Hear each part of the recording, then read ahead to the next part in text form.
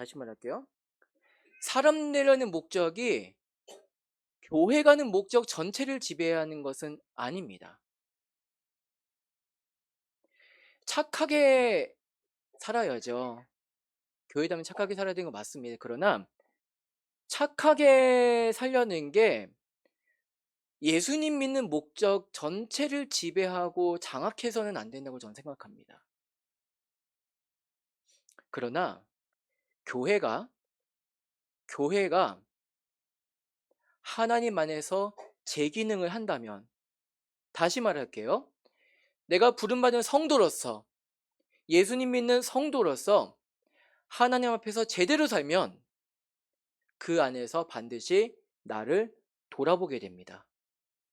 그 돌아보는 결과는 과연 무엇일까요? 자, 오늘 설교 제목을 사랑의 나눔 있는 곳이라고 정했습니다. 사실 이것도 복음성가 가사 중에 하나입니다. 사랑의 나눔 있는 곳에 하나님께서 계시도다.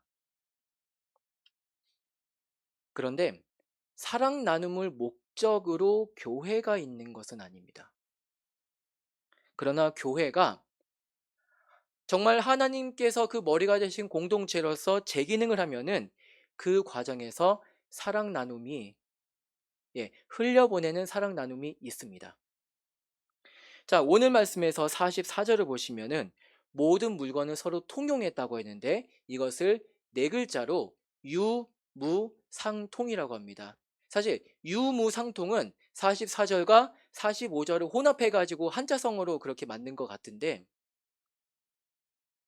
그래서 오늘 이 시간에는 아마 유무상통이라는 말을 자주 할 것 같아요.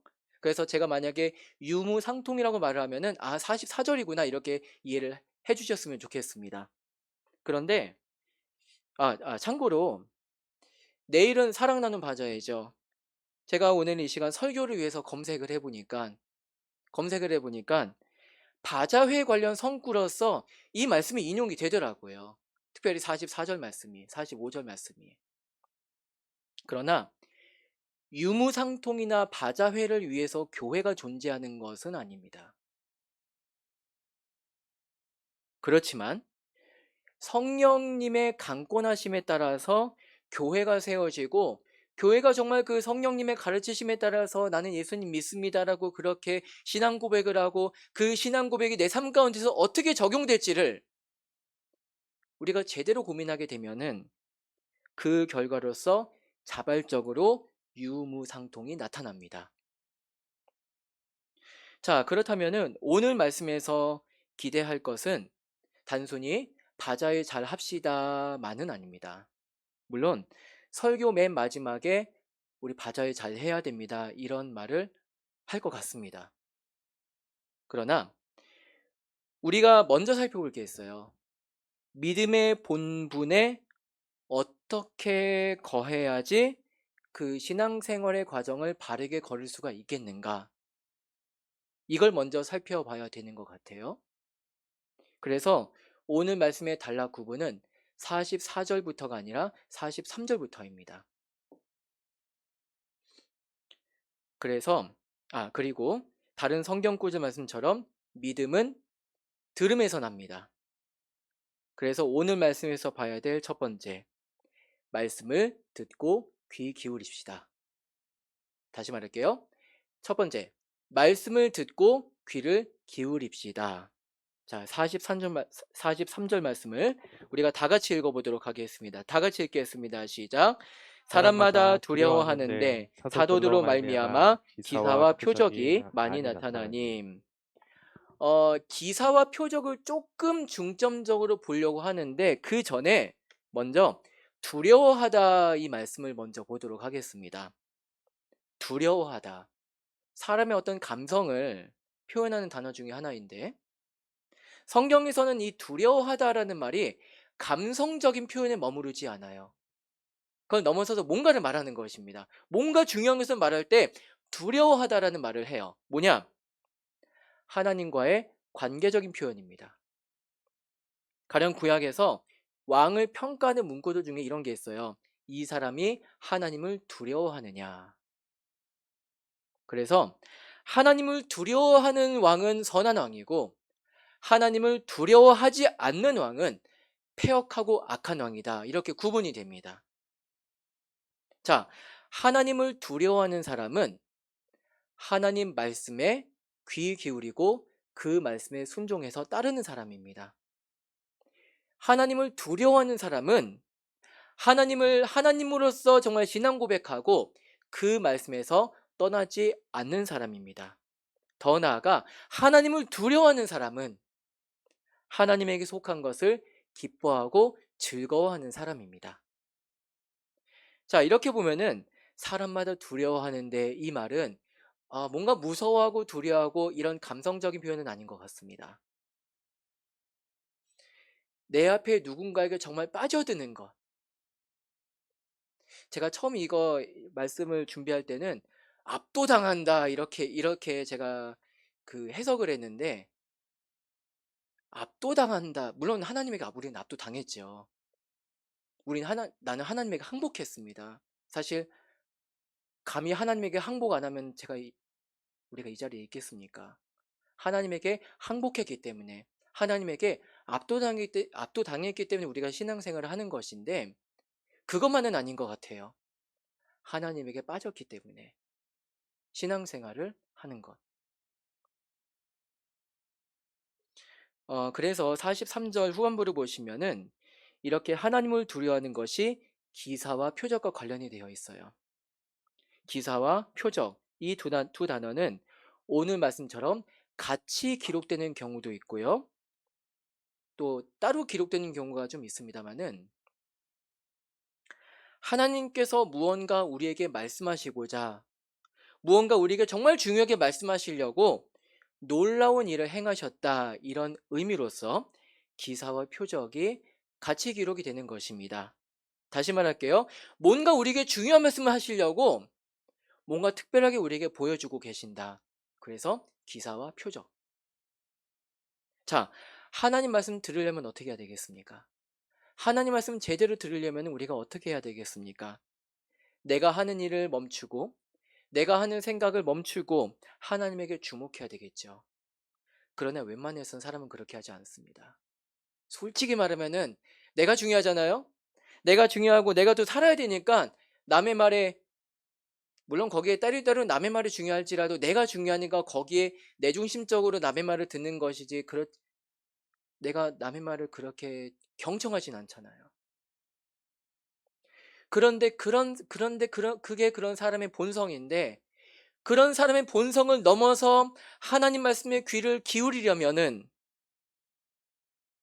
그 말씀을 따르게 되면은 어떻게 해야지 그렇게 되겠습니까? 나를 정말 압도할 만한 어떤 뭔가가 있어야지 주목하게 되겠죠. 이분 말씀 정말 들어야 되겠다. 이분 말씀 정말 내가 정말 좋아한다.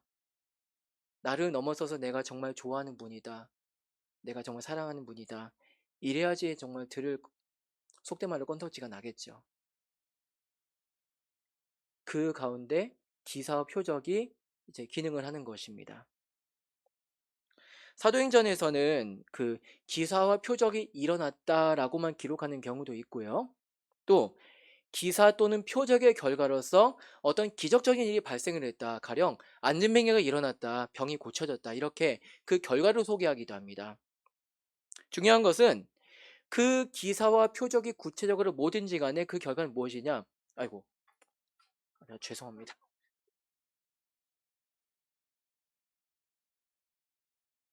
죄송합니다. 네, 이러면 안 되는데. 아유, 죄송합니다. 네, 어디까지 했죠? 네, 네네. 그 기사와 표적이 구체적으로 뭐든지 간에 그 결과로서 나를 멈추게 돼요. 나를 멈춥니다. 내 중심적인 생각 멈춥니다. 하나님을 주목하게 돼요. 하나님 말씀에 귀를 기울이게 됩니다. 그리고 하나님 말씀대로 살게 됩니다. 자, 이렇게 보면은 기사와 표적이 뭔가 좀 멀리 느껴지는 게 아니고 좀 가깝게 느껴지지 않습니까? 기사와 표적이 무슨 어떤 어떤 서커스라든지 마술이라든지 어떤 그런 게 아니라 아무튼 기적적인 뭔가 기괴한 일이 아니라 뭔가 나를 좀 주목하게 하려는 하나님의 정말 말씀이라고 느껴지지 않겠습니까? 얘들아, 내 말 좀 들어! 여기 좀 봐! 하나님 말씀입니다. 때로는 하나님께서 그렇게 주목하게 하실 때 사람들을 동원을 하기도 하십니다. 그래서 43절 말씀에서는 사도들을 말미암아 기사와 표적이 많이 일어나니라고 그렇게 기록이 되어 있죠. 그 말씀을 듣고 보며 하나님의 말씀이 무엇이든지 그 말씀대로 변치 않고 살아야겠다고 다짐을 하게 됩니다. 그게 기사와 표적의 목적이며 결과입니다. 그런데 사실 똑같은 우리가 기사와 표적을 보았을 때 똑같이 하나님께서 얘들아 내 말 좀 들어봐! 라고 그런 말을 들을 때 이게 정말 하나님 말씀이구나. 이게 기사와 표적이구나. 라고 우리가 그렇게 실감을 할 수 있다면 그건 무엇 때문입니까? 이미 하나님께서 나를 내 백성 삼아주셨기 때문입니다. 내 백성 삼아주시는 가운데 아들이신 예수님 보내서 구원하시고 또 다른 보혜사로서 성령 하나님을 보내주셨기 때문입니다. 그렇게 보내주신 또 다른 보혜사 성령 하나님께서 우리를 가르치십니다. 얘들아, 이 성경 말씀이 그냥 책이 아니야. 살아계신 하나님의 말씀이야. 이 말씀대로 예수님께서 오셨고 너희를 구원하셨어. 그 가운데 말씀이 들려지게 됩니다. 귀에 들려지고 마음에 들려지고 보여지고 그 가운데 나를 정말 주목해 하시는 하나님의 말씀이 들려지게 되는 것입니다. 그런 사람도 있지만 그런 우리 같은 성도도 있지만 세상을 살다 보면은 정말 대부분의 사람이 안타깝게도 그 성도의 길을 걷지 못합니다. 이것을 보면서 나에게 정말 놀라운 일을 행하신 그 기사와 표적을 행하신 하나님께 감사하는 우리 모두가 되도록 합시다.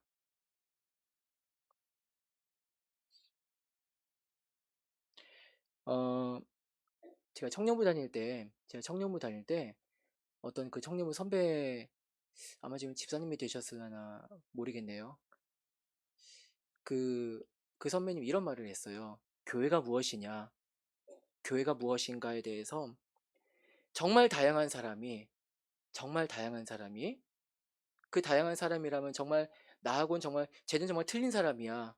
쟤는 정말 틀린 사람이고 정말 이해할 수 없는 사람이야. 라고 정말 나랑 정말 다른 사람인데 어느 순간 보니까 그 다른 사람은 나하고 한데 모이고 있어. 빛 대신 하나님을 정말 동일하게 찬미하며 그 하나님의 말씀을 듣는 가운데 함께 모이고 있어. 그렇게 해서 정말 다양한 사람이 한데 모이고 있는 게 교회라고. 그 가운데 정말 수많은 다양한 사람들이 역시 하나님이지. 하나님 말씀을 정말 듣지 않을 수 없어라고 그 믿음의 고백, 감사의 고백을 그 하나님께 정말 나는 빠졌습니다라는 어떤 그런 고백을 하는 것이 바로 교회입니다. 그 기사 표적을 인정하며 그 기사 표적 가운데 하나님을 찬미하는 교회가 되는 것입니다. 그래서 교회는 공동체입니다. 정말 다양한 사람이 모였지만 한 가지로 하나님을 찬미하는 공동체인데 그 44절을 보시면은 그 공동체가 모든 물건을 서로 통용합니다. 그런데 44절로 가기 전에 그 교회 공동체 모습이 어떠했는지를 조금만 더 살펴보도록 하겠는데 그게 두 번째, 예배하며 교제하다입니다. 자, 첫 번째는 말씀을 듣고 경청하다. 그리고 두 번째는 예배하며 교제하다입니다. 46절을 다 같이 읽겠습니다. 46절 말씀 우리가 다 같이 읽도록 하겠습니다. 시작. 날마다 마음을 같이하여 성전에 모이기를 힘쓰고 집에서 떡을 떼며 기쁨과 순전한 마음으로 음식을 먹고. 이 본문에 등장하는 성전은 말 그대로 구약 시대로부터 이어져 온 성전입니다. 예수님 믿는 사람들의 모임이 오늘날처럼 예배 각종 순서로 이루어져서 성전의 예식과 완전히 구별된 것은 오늘 말씀의 시대, 그러니까 예수님께서 승천하신 직후로부터 수십 년 이후죠. 그러니까 이때까지만 해도 예수님 믿는 사람들이 성전 예식에 같이 참여를 했어요. 그로부터 수십 년이 지난 이후가 되어야지 예수님 믿는 사람들의 예배 의식이 성전과 완전히 구별되게 됩니다. 그렇게 이해를 해야 됩니다. 이때까지만 해도 예수님 믿는 사람들이 성전에 들어오는 것이 유대인들로부터 경계 대상이 되지는 않았습니다. 여러분, 예수 믿는 사람들은 각 상황에 따라서, 우리가 처한 각 상황에 따라서 잘 믿으며, 잘 예배하며, 잘 찬미하면 됩니다. 그래서 성전에서 매일 아침 저녁으로 드리는 상번제에 참여를 했습니다. 상번제는 다시 말하면 매일 아침 저녁으로 드리는 성전 제사입니다. 그 매일의 제사에 이 예수 믿는 사람들이, 성령의 임재를 받은 모든 성도들이 참여를 했습니다. 적어도 오늘 본문의 분위기를 보시면은 그냥 참여한 것이 아니라 정말 정성을 다해서 예수님께 감사하는 마음으로써 성령님의 가르치신 가운데서 정말 열심히 드리고 정성으로 드렸던 것을 오늘 말씀 가운데서 좀 느껴보면 될 것 같습니다. 그리고 예수 믿는 사람들이 한 걸음 더 나아가는 것이 있습니다. 그것이 떡을 떼는 예식입니다. 빵을 떼는 예식이라고 말하는 게 더 정확하겠죠? 전해지는 바에 따르면 그때 당시 유대 사람들은 빵을 떼는 예식으로서 빵의 공급자이신 하나님께 감사하며 하나님께서 주시는 축복을 나눴다고 합니다. 빵의 공급자이신 하나님, 이게 뭐냐면은 간단해요. 먹으면 삽니다. 먹어야 삽니다. 그러니 그 먹을 것의 공급자가 하나님이십니다. 그걸 감사했다는 것입니다. 그런 의미를 담아서 하나님께서 주신 축복을 나누었습니다. 날마다 우리에게 양식을 주시는 은혜로우신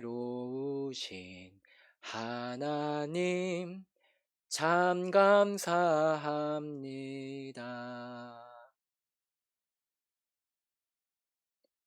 내일도 맛있는 먹을 게 많이 나오겠죠? 그러나 이들의, 예수 믿는 사람들이 빵을 떼는 예식은 거기에서 한 걸음 더 나아가요. 사람은 양식을 매일 먹어도 언젠가는 죽습니다. 그러나 생명의 빵이 되어주신 예수님에게 참여하면은 친히 우리를 위해서 빵이 돼서 모든 것을 다 주신 예수님께 참여하면, 이것은 너희를 위하여 주는 내 몸이니 너희가 이를 행하여 나를 기념하라. 그러면 우리는 죽어도 삽니다. 살면 영원한 복락에 거합니다. 그래서 예수님 믿는 사람들의 교제는 세상의 소출에 해당되는 음식을 먹고 세상의 의복을 입고 세상의 물질을 나누는 교제라 할지라도 그 의미상으로는 친히 모든 것을 다 주사 영원한 생명이 되신 예수님의 복을 흘려보내는 그런 생명의 교제가 되는 것입니다. 이렇게 보면은 교제와 거룩, 축복과 예배는 하나의 흐름을 이루어서 이 47절에 나오는 그 표현처럼 하나님을 영원히 찬미하는 것이 되는 것입니다. 그 찬미 가운데 드디어 우리는 44절과 45절에 도달합니다. 44절과 45절을 같이 읽어볼까요? 같이 읽겠습니다. 시작. 또 믿는 사람이 다 함께 있어 모든 물건을 서로 통용하고 또 재산과 과 소유를 소유를 팔아 팔아 각 각 사람의 사람의 필요를 필요를 따라 따라 나눠주고 나눠주며, 자, 세 번째입니다. 사랑으로 나눔하다. 말씀을 듣고 경청하고 예배하고 교제하는 가운데 사랑으로 나눔하게 되는 것입니다. 자, 사랑으로 나눔을 하는데 찾아보니까 이 의식이 갑자기 어디서 툭 튀어나온 의식은 아닙니다. 그 역사가 좀 있었어요. 구약 시대부터 역사가 있는데 나그네를 후하게 대접하는 것은 아브라함 때부터 그 사례를 찾아볼 수가 있습니다. 관련된 연구에 따르면은 그 아브라함을 그 창세기 18장에 아브라함을 찾아온 그 세 명을 위해서 아브라함이 세 명이 먹을 분량이 아니라 거의 30명이 먹을 정도의 엄청난 음식을 이 사람에게 대접을 했다고 하더라고요. 그 요리를 누가 했느냐? 믿기 어렵겠지만 아브라함 혼자 했다고. 그게 뭐냐면은 나그네 정말 후하게 정성을 다해서 대접했다는 것이죠. 그 나그네 사정을 돌봐주었다는 것입니다.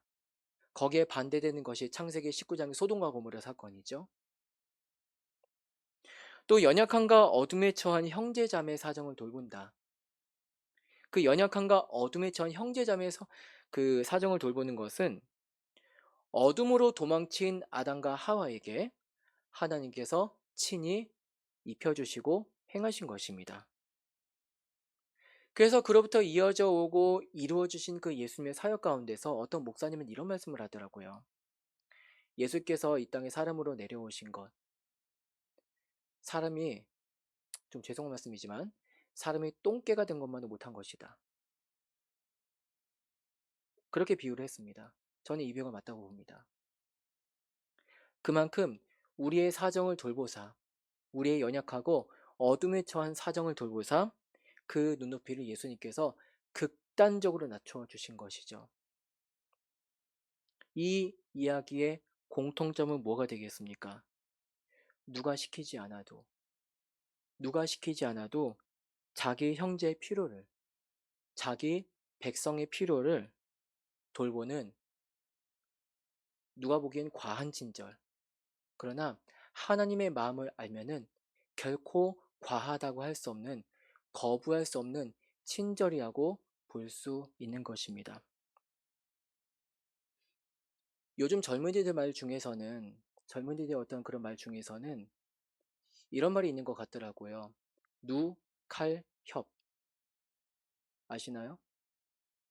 네, 알죠? 아시죠? 어떤 사람이 어려움에 처했어요. 그 어려움을 호소해요. 근데 그 사람에게 누군가가 너 누칼 협? 야, 누가 그렇게 살래? 누가 칼 들고 협박했니? 너보고 그렇게 살려고 협박했니? 요즘 이제 그 군대 얘기 좀 해서 죄송합니다. 군대 좀 하자면은 장교 부사관들이 많이 좀 예전에 비해서 많이 어렵다고 말을 해요. 근데 거기에 댓글들 누칼 협. 야, 누가 칼 들고 장교 되라고 했니? 너한테? 그 말은 뭐겠습니까? 요즘 세상에 또 이제 저출산이라든가 이제 그런 것도 있지만 점차적으로 좀 안타까운 것이 서로의 사정을 돌보지 않는다는 것이죠. 서로가 점점 어려워지면서 그 어려움을 서로 보듬고 감싸 안고 그렇게 해도 부족한데 마치 참 이거 좀 생각 좀 할 말이 좀 많지만 마치 이제 서로가 서로 좀 뜯어먹는 것처럼 정말 서로 이제 손가락질하고 비난하고 서로의 사정 돌보지 않고 근데 이게 오늘날의 시대의 어떤 그런 상황이기도 하지만 예전 이 성경 시대에도 그랬던 것 같아요. 아까 말씀드렸다시피 아브라함이 그 나그네 세 명을 대접했잖아요. 그런 그 나그네 세 명 소돔성으로 갔을 때 이 세 명의 나그네가 강간을 당할 뻔했어요. 그것도 동성 강간을. 사사기에서는 그 동성 강간을 행하려고 하다가 그게 안 되니까 어떤 여성을 강간해서 죽음에 이르기까지 그렇게 했다고 하죠. 어쩌면은 서로의 사정을 돌보지 않는 것은 서로의 사정을 돌보지 않고 비난하고 저주하는 것은 예나 지금이나 그렇게 크게 다르지는 않은 것 같습니다. 그런 어떤 세태로만 보면은 우리가 내일 봐줘야 하는 것, 사랑 나눔하는 것, 우리는 사실 그게 세상적으로 보면 좀 약간 비난을 받을 수도 있습니다. 야, 누가 칼 들고 협박해서 너보고 봐줘야 하라고 했니? 그런데 여러분, 물론 우리가 그 세상을 살기 때문에 세상에서 우리를 어떻게 보는가, 그것도 좀 돌아보는 것도 저는 필요하다고 생각합니다. 그러나 거기에 머물지 않고, 거기에 매몰되지 말고, 우리가 하나님께서 나를 어떻게 보셨는가를 좀 보도록 합시다. 우리는 하나님의 사람이지 않습니까? 다른 수많은 사람들은 성령께서 쳐다보지도 않는 사람들이지만 우리는 성령께서 친히 강림하사 이 성경 말씀이 무엇인지 친히 가르쳐 주사 성도로 살게 하셨는데, 그렇다면 우리에게 다른 보상이 설령 없다 할지라도 하나님께서 나의 보상이 되주지 않습니까? 하나님께서 나의 영원한 집이 되어주시고 보상이 되어주시고 그렇지 않습니까? 그러면 우리가 충분히 흘려보낼 근거가 있는 것입니다. 그래서 우리가 성도로 교회로 제대로 살면, 성도로 제대로 살고, 아까 이 얘기 좀 할게요. 저기 뭐 때문에 전화벨이 울렸냐면은 그 어떤 권사님이 떡을 이 시간대 가져가야 되는데 어떻게 할까라고 저한테 물어본 거예요. 근데 수협인 거 알았으면 좀 괜찮았을 텐데. 근데 이분도 정말 떡을 좀 내일 바자회를 해서 떡을 제 시간에 공급해주고 싶어가지고 저한테 직접 전화를 한 거예요. 이럴 줄 알았으면 벨소리 하지 말걸. 사실 이렇게 보면 우리가 바자회를 정말 향해서 우리가 가지고 있는 생각은 세상적인 생각이 아닌 겁니다. 성도로 어떻게 살아가며 그 말씀을 어떻게 우리가 바라보며 우리가 교회로서 어떻게 기능을 해야지 제대로 기능해야 되겠는가, 이를 위해서 우리가 애쓰고 있는 거예요. 그래서 우리가 열심히 사랑 나눔 합시다. 아니, 사랑 나눔 할 수 있습니다. 그래서 내일 바자회가 성공할 수 있다고 봅니다. 이미 우리는 사랑 나눔을 이 말씀의 근거에서 제대로 하고 있기 때문입니다. 아까 우리가 드렸던 찬양 중에서 이런 교회 되게 하소서라는 찬양이 있습니다. 진정한 예배가 숨쉬는 교회, 주님이 주인 되시는 교회, 믿음의 기도가 쌓이는 교회, 최고의 찬양을 드리는 교회, 섬김과 헌신이 기쁨이 되어 열매 맺는 아름다운 교회. 우리가 이 찬양을 함께 내일 우리가 하나님께 드릴 정말 귀한 것을 생각하면서 함께 찬양으로 영광 돌렸으면 좋겠습니다.